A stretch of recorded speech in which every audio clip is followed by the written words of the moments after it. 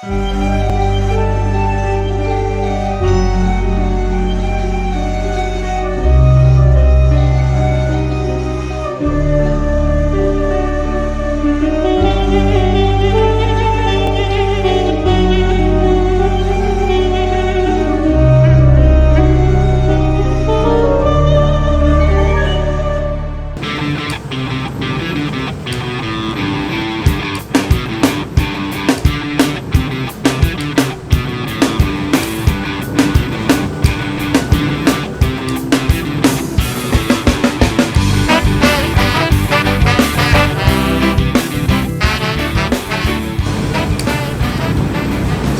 cantik. Cantik kok gak jawab salam sih? Nanti cantiknya hilang loh ya. Apa sih? Gak jelas. Kemana bina melempem? Kalian kok jangan bener ya wedo ae ta lah. Minggir naga, minggir naga, minggir naga, minggir naga, minggir naga, minggir naga, minggir naga. A few moments later. Aduh Mbak Nop, iku mamat gerumbuli arek lanang. Ancene gumbulan gede, ini iki ndak diliput gandang. Sampai kok geli aku pola air karu-karuan. Apa ini? Ngono ku ya lapor, nota. Aduh Mas, mosok ngono ae lapor. Iki Mbak Pi obatnya sampean. Iya sih, iku kan ajane wis pelecehan. Hah? Pelecehan. Assalamualaikum warahmatullahi wabarakatuh. Selamat petang generasi Aswaja. Selamat berbuka puasa. Semoga puasa kita pada hari ini diterima oleh Allah Subhanahu wa taala dan menjadi berkah bagi kita semua. Nah, sekarang bersama Bu Wida dan Mbak Lady, beliau ini selaku anggota Majelis Alumni IPPNU Kota Batu yang telah hadir di tengah-tengah kita untuk memberikan ilmu nih. Nah, kita akan belajar banyak kepada beliau. Kali ini kita akan belajar tentang pelecehan seksual, khususnya untuk usia remaja. Nah, pertama nih pemantik Mbak Lady. Sebenarnya pada saat kita diapain sih, kita itu harus menyadari bahwa kita sedang dilecehkan. Nah, baik, terima kasih Bu Wida, betul ya? Saya takutnya salah. Jadi mungkin saya sapa dulu teman-teman generasi Aswaja NU. Terima kasih atas kesempatannya saya diberikan untuk bisa ngobrol sama jenengan semua. Baik, jadi tadi udah ditanyakan sama Bu Wida, apa aja sih indikator yang membuat orang itu kok kena pelecehan, kok kena kekerasan seksual. Jadi ini mungkin yang seringkali tidak kita sadari bersama. Kadang sentuhan-sentuhan yang tidak kita inginkan atau tidak ada kesepakatan. Jadi misalkan nih teman kita Noel aja, itu sudah bentuk kekerasan. Ketika Jadi, kita tidak sepakat dengan tidak itu sepakat. ya. Jadi kuncinya tidak apa? Di kesepakatan. Nah, itu. Kemudian juga panggilan-panggilan. Nah, jadi ini tadi kita kalau ngomongkan itu ada namanya kekerasan seksualnya itu berupa kekerasan verbal ataupun non verbal. Ada juga di ranah publik, ada juga di ranah privat. Lah, ini ada macam-macam sebenarnya. Kalau kita ngomongkan semua, saya rasa kayaknya waktunya nggak cukup juga. Cuman tapi ketika kita ngomongkan indikator yang sering kali tidak kita sadari, yaitu tadi lewat sentuhan, kemudian sapaan, kemudian juga ada yang kayak bentuknya assalamualaikum cantik lah, tanpa kita sadari seringkali itu bentuk kekerasan sebenarnya. Itu bentuk kekerasan verbal. Oh, gitu. Jadi ketika kita dipanggil, sebenarnya kan kadang ada ya untuk sebagian orang yang risih dipanggil kayak gitu.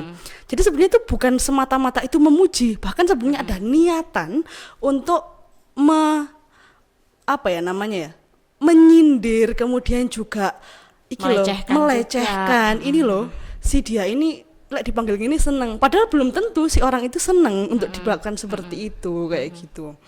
Kemudian juga ada mungkin kalau kita ngomongkan di media sosial juga yang setiap hari kita utek, ini ada di TikTok, mungkin di Instagram dan juga di WhatsApp.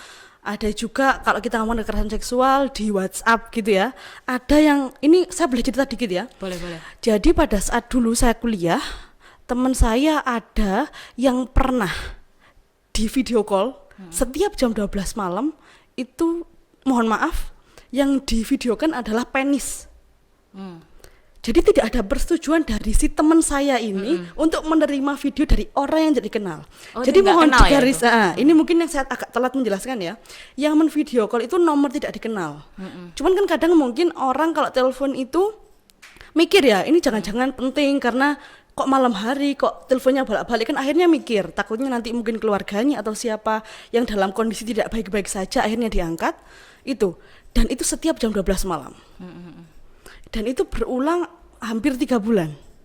Wow. Luar biasa sekali. Dan akhirnya ada tindakan yang kami lakukan selaku temennya, itu kami coba komunikasikan dengan pihak, kalau di UIN ya, karena saya dulu kuliahnya di UIN, ada di PSGA, jadi kami coba komunikasi ini bagaimana langkah baiknya, kemudian coba, jadi ini mungkin juga ada tips sedikit ya, kalau ada mungkin yang suatu saat atau naudzubillahi min dzalik merasakan hal yang sama, itu nanti jangan tiba-tiba langsung diblokir atau dihapus chat, foto dan video, karena hal itu menjadi barang bukti ya. Barang bukti yang nanti kalau misalkan mau diperkarakan di pengadilan itu bisa. Jadi foto, video itu sangat penting, jangan sampai dihapus, nomor juga, karena kita bisa ngelacak di HP-nya siapa, jam berapa, di mana, kemudian siapa yang mengakses. Jadi itu mohon mungkin bisa digarisbawahi, diingat bersama untuk bisa berhati-hati, mawas diri kepada diri sendiri, lingkungan dan juga orang terdekat kita tentunya kayak gitu. Oke, jadi intinya ketika kita sudah menyadari bahwa kita sedang dilecehkan, sebagai korban itu kita justru nggak boleh diem ya Mbak. Betul. Ya? Kita harus berani untuk ngomong lah paling enggak ke orang terdekat. Betul. Kalau di sekolah ya paling enggak ke guru, Betul. bisa ke wali kelas atau ke BK gitu Betul. ya. Intinya itu nggak boleh dipendam kan ya. Karena ketika bahaya ya saya kira. Benar Kasihan sih. karena kalau kita ngomongkan korban kekerasan, dia nggak hanya merasakan sakitnya secara, mungkin kalau digepuk itu bahasa Indonesia apa ya, dipukul itu dia gosong katakan, tapi psikisnya dia, stresnya dia, orang kalau setelah dilukai secara kekerasan seksual ya katakan ya, dia lukanya itu nggak selesai 1 hari 2 hari, seminggu, bisa 1 tahun 2 tahun, bahkan itu luka Selamanya. yang tidak akan Iya. pernah terhapus. Iya. Meskipun dia udah ke psikolog, belum tentu itu bisa sembuh kayak gitu loh. Jadi itu pentingnya, mungkin teman-teman yang lihat live kita pada malam hari ini itu nanti bisa digarisbawahi bersama bahwasanya penting untuk kita berani speak up, karena keamanan kita itu menjadi tanggung jawab diri kita sendiri, dan juga teman-teman kita yang ada di samping kita juga tanggung jawab kita kayak gitu. Oke, terima kasih Mbak Lady.